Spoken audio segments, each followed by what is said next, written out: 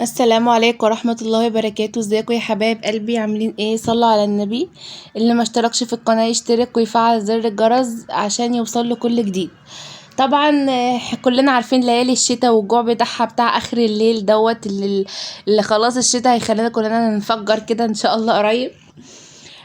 دي بقى مكرونة، يعني انا اخترعتها وانا قاعدة كده، لا شفتها ولا هي انا عارفة. انا بصراحة انا اول مرة كنت اعملها وجربها معاكم، فقلت بقى ان احنا نخترع سوا كده مع بعض جوه اخر الليل ده. تمام.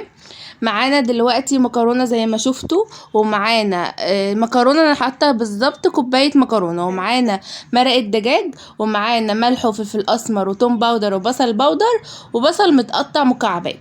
تمام. وطبعا كنا حاطين طاسه عليها كوبايه او كوبايتين ميه كده مغليه. تمام. المكرونه دي انا مش هصفيها زي ما بنصفي المكرونه العادي خالص، انا هسيبها تستوي ولحد ما الميه تنشف منها خالص. تمام. هنفضل نقلبها كده شويه، بس لازم نكون حاطينها في قلب الميه بتغلي. طبعا حطينا المكرونه مع الميه وسيبناها حوالي 5 دقايق تغلي مع بعض كده، وبعد كده حطينا مرقه الدجاج زي ما شفتوا. تمام. هنفضل نقلب فيها بقى كويس قوي، الميه قربت تتشرب اهي خلاص كده، بقت حلوه قوي قوي. هنفضل يعني نحاول نقلبها عشان خاطر ما تلزقش. تمام. تخيرناها كده وحطينا في الجنب معلقه سمنه او معلقه زبده اللي يريحك. تمام. وننزل عليها بالبصل المتقطعه مكعبات، احنا عاملين بصله صغيره خالص مش بصله كبيره. تمام. هننزل عليها بالبصله المتقطعه مكعبات ونقلبها بقى كويس، وبعد كده ننزل عليها بالبهارات بتاعتنا. تمام. معلش نسيت اقول لكم، معانا هو المفروض فراخ او سوسيس او همبرجر او اي حاجه، بس انا حطيت بانيه، وحطيت كمان شريحه لانشون. حبيت ان انا اجرب كده بشريحه لانشون كمان هيبقى يحصل ايه معاه. المهم حطينا التتبيله دي كلها، البابريكا والثوم باودر والبصل باودر ملح وفلفل اسمر، ورحت حطاهم كلهم على بعض في قلب المكرونه، وقلبتهم كده زي ما انتم شفتوا. البابريكا خليتها لونها احمر ازاي، من غير طماطم من غير فلفل من غير اي حاجه خالص. هديها تقليبه كويسه كده محترمه. بعد كده هنزل هي بالظبط شريحه لانشون وشريحه بتاع بانيه، بس ما عملتش اكتر من كده، ان انا عامله كوبايه ونص مكرونه، مش كتير يعني، وكوبايه ونص كمان مش مليانين.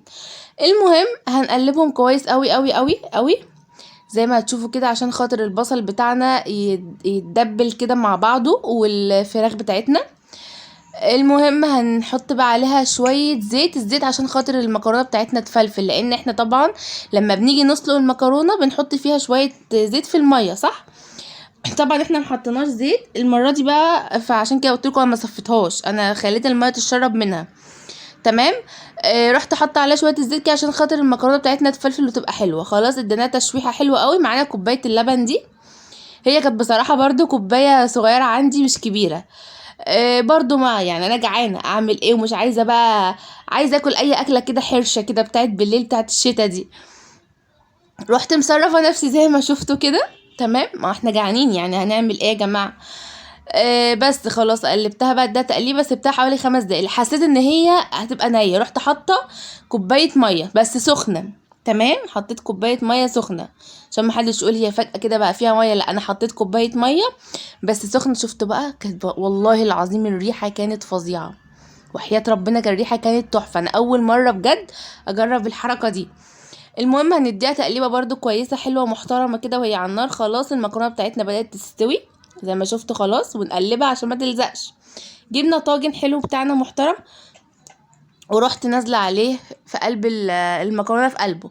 تمام. على فكره المفروض احط عليها جبنه موتزاريلا، بس للاسف الجبنه الموتزاريلا عندي خلصانه، فاتصرفت عادي جدا. بعد ما حطيتها في الفرن، بعد ما حطيتها في الطاجن حطيتها في الفرن، خليت الميه بتاعتها واللبن والحاجات اللي فيها دي اتشربت عشان تديها نكهه، ورحت مطلعاه بس. خلاص كده وكلتها بألف هنا وشفا اللي هيجربها. وصدقوني الوصفة دي حلوة قوي قوي، انا كنت اول مرة اجربها.